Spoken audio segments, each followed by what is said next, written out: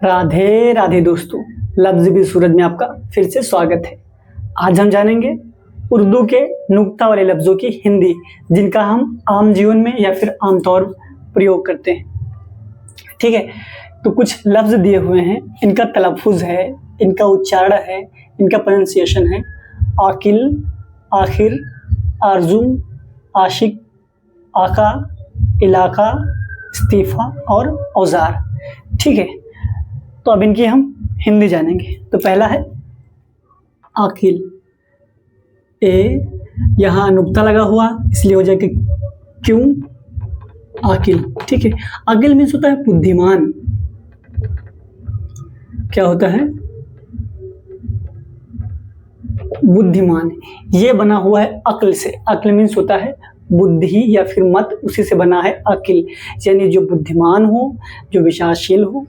ठीक है, वो होता है आकिल। अब इसका वाक्य प्रयोग कैसे करेंगे?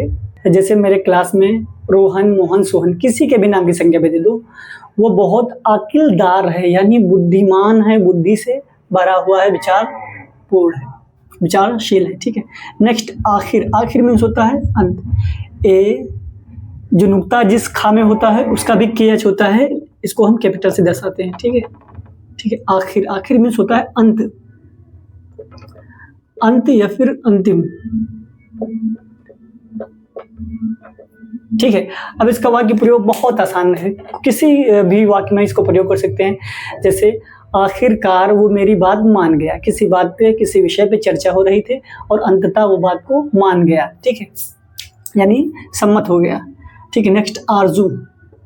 ए आर, मैंने बताया था जो नुक्ता वाला जा होता है उसमें Z का प्रयोग होता है। आरजू, आरजू मीन्स होता है इच्छा या फिर अभिलाषा, अभिलाषा। ये एक दूसरे के पर्यायवाची हैं। ठीक है, अब इसका वाक्य प्रयोग कैसे कर सकते हैं कि मेरी इच्छा है कि मेरा दोस्त या कोई मेहमान मेरे घर आए, मैं उसका स्वागत करूं। ठीक है, कुछ भी वाक्य प्रयोग कर सकते हो समझने के लिए, जिससे आसानी हो, जो अच्छे से समझो। ठीक है, नेक्स्ट आशिक। आशिक, ठीक है, आशिक मीन्स होता है प्रेमी। प्रेमी, ये सभी ने सुन रखा है, सभी ने पढ़ रखा है, ज्यादातर मूवियों या गानों के माध्यम से प्रेमी या आशिक शब्द सुन रखा है। ठीक है, लेकिन एक्चुअल में क्या होता है, जो प्रेमी होता है वो जरूरी नहीं अविवाहित या अनमैरिड जोड़ों के लिए हो, वो जो शादीशुदा हैं, जो मैरिड हैं, उनके लिए भी प्रयोग किया जाता है। ठीक है, तो आशिक मीन्स होता है प्रेमी, ये शादीशुदा हो या अविवाहित हो, दोनों के लिए प्रयोग होता है। नेक्स्ट आका। आका मीन्स होता है आका, मालिक या फिर स्वामी, स्वामी। ठीक है, हम पहले एक जिन वाली मूवी देखते थे, कहानी देखते थे, उसमें जो जिन होता था वो अपने मालिक को, अपने स्वामी को, या फिर उसका जो भी जो चिराग वाली कहानी होती थी उसको घिसता था, उसको बोलता था आका, बोल मेरे आका क्या हुक्म है। ठीक है, तो वही होता है आका, लेकिन जिन मुस्लिम होता है इसलिए वो उर्दू अल्फाजों का प्रयोग करता है। ठीक है, तो आका मीन्स समझ में आया, मालिक या स्वामी। नेक्स्ट इलाका मीन्स होता है क्षेत्र। ठीक है, इलाका मीन्स होता है क्षेत्र। बोलते ना कि यहाँ से लेके यहाँ तक मेरा इलाका है, यानी यहाँ से लेके यहाँ तक मेरा क्षेत्र है। ठीक है, ये क्षेत्र नहीं क्षेत्र होता है, ये संयुक्त वाला शा है, ना कि छा है। ठीक है, नेक्स्ट इस्तीफा। इस्तीफा मीन्स होता है इस्तीफा, पद त्याग या फिर त्याग पत्र, ये दोनों के लिए प्रयोग होता है। ठीक है, अब पद त्याग क्या होता है? जैसे किसी पद पर हम प्रतिष्ठित हैं, उस पद को निभा रहे हैं, उसको छोड़ना पद त्याग हुआ, उसके लिए जो लेटर लिखा जाता है उसको बोलते हैं त्याग पत्र। ठीक है, तो इस्तीफा मीन्स क्या होता है?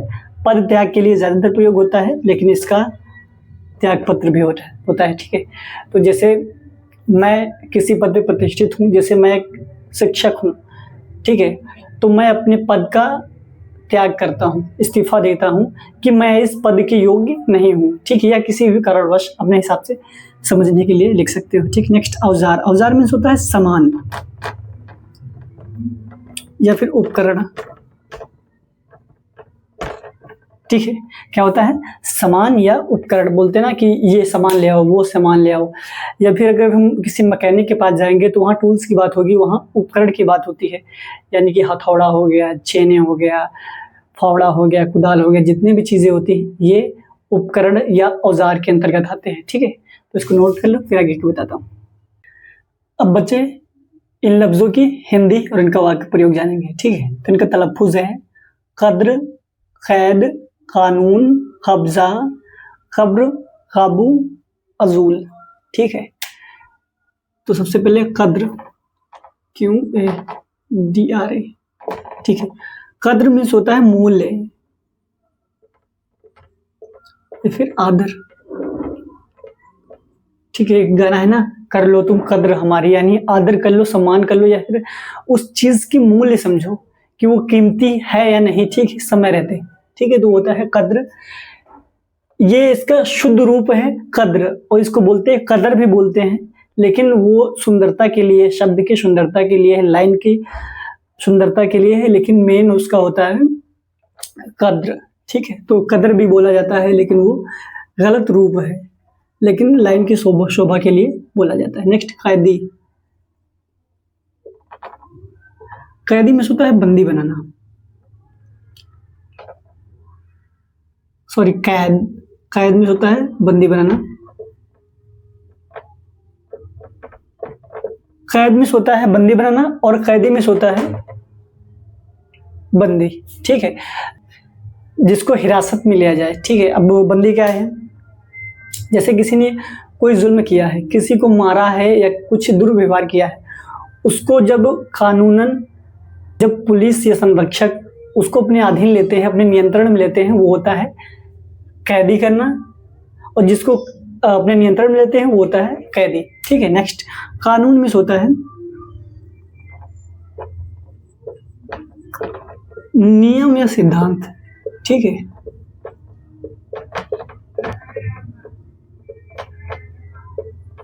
शायद कानून से हम सब वाकिफ थे, लेकिन इसका हिंदी रूप होता है नियम या सिद्धांत, ठीक है। जैसे अगर कोई कानून है, कोई नियम या सिद्धांत है, तो वो सबके लिए है, ना कि किसी व्यक्तिगत पर्सनल किसी के लिए, ठीक है। तो कानून का होता है नियम या फिर सिद्धांत। नेक्स्ट कब्जा, कब्जा में होता है अधिकार, अधिकार, या इसका एक और होता है तलवार का मुट्ठा, ठीक है। कब्जा क्या होता है, जैसे कि हम ऐसे ज़्यादा अच्छे से समझ सकते हैं कि जब कोई ज़मीन होती है, जहाँ हम रहते हैं, जहाँ निर्वाह करने लगते हैं, तो वहाँ हमारा कब्जा हो जाता है, यानी वो उस पर हमारा अधिकार हो जाता है, वो हमारी ज़मीन हो जाती है। एक कब्जा बोलते हैं। जो तलवार का मुट्ठा होता है, जिसको हम पकड़ते हैं, उसको भी बोलते हैं कब्जा, ठीक है। कब्र, कब्र मीन्स होता है समाधि। समाधि क्या होता है, जब कोई इंसान मर जाता है या उसका देहांत हो जाता है, जहां उसको दफनाते हैं या जलाते हैं, उस जगह को बोलते हैं समाधि, ठीक है। और ज्यादातर उसको बना दिया जाता है। नेक्स्ट काबू, काबू मीन्स होता है पकड़ या नियंत्रण, ठीक है। काबू मीन्स होता है पकड़ या नियंत्रण। जैसे कोई जंगली जानवर है, तो हम सुनते हैं उस पर काबू नहीं पाया जा रहा, उसको पकड़ नहीं पाया जा रहा, या फिर उस पर नियंत्रण नहीं किया पा जा रहा, क्योंकि वो शक्तिशाली है, जंगली है, ठीक है, इसलिए उस पर नियंत्रण नहीं पाया जा रहा है, ठीक। नेक्स्ट अजूल, अजूल ये बहुत, अभी एक गाना गुरु रंधावा का रिलीज हुआ है, बहुत सुपर डुपर हिट भी हुआ है अजूल। गाना सबने सुना है, एंजॉय सबने किया है, शायद इसका मतलब किसी को नहीं मालूम था, ठीक है। तो अजूल मीन्स होता है नीला, ये यहाँ पे कलर को दर्शाता है, ठीक है, नीला या फिर आसमानी।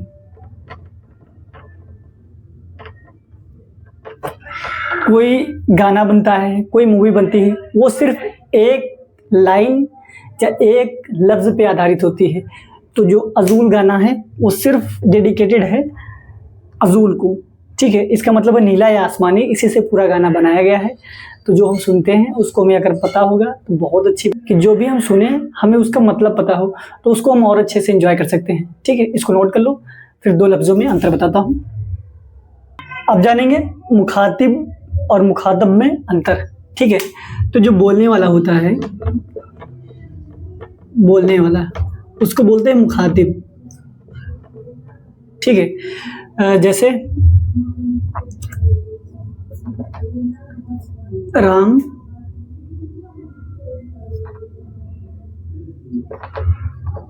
मुखातिब है जो सभा को संबोधित कर रहा है, ठीक है। समझ में आया? मुखातिब किसको बोलते हैं? जो बोलने वाला हो उसको बोलते हैं मुखातिब। इसका वाक्य प्रयोग जैसे देख सकते हैं, राम मुखातिब है जो सभा को संबोधित कर रहा है, यानी राम बोल रहा है, सभा को समझा रहा है, तो बोलने वाला हुआ मुखातिब, ठीक है। तो राम जो है मुखातिब है। नेक्स्ट मुखातब, जिससे बात की जाए, ठीक है, जिससे बात की जाए उसे बोलते हैं मुखातब, ठीक है। अब इसका वाक्य प्रयोग कैसे कर सकते हैं? जैसे सभी मुखातब अच्छे से सुन रहे हैं, ठीक है। सभी मुखातब अच्छे से सुन रहे हैं, यानी राम जो है मुखातिब है, वो कुछ बता रहा है, किसी बात पर चर्चा कर रहा है, सुनने वाले जो मुखातब हैं वो अच्छे से सुन रहे हैं। या फिर ऐसे समझ सकते हो, जैसे मैं हूँ मुखातिब, यानी कि मैं बता रहा हूँ, समझा रहा हूँ, बोलने वाला हूँ, तो मैं हूँ मुखातिब। आप लोग देख रहे हैं, सुन रहे हैं, तो आप हैं मुखातब, ठीक है। समझ में आया? तो आज के लिए इतना काफ़ी, फिर मिलते हैं कल नए वीडियो के साथ। तब तक के राधे राधे।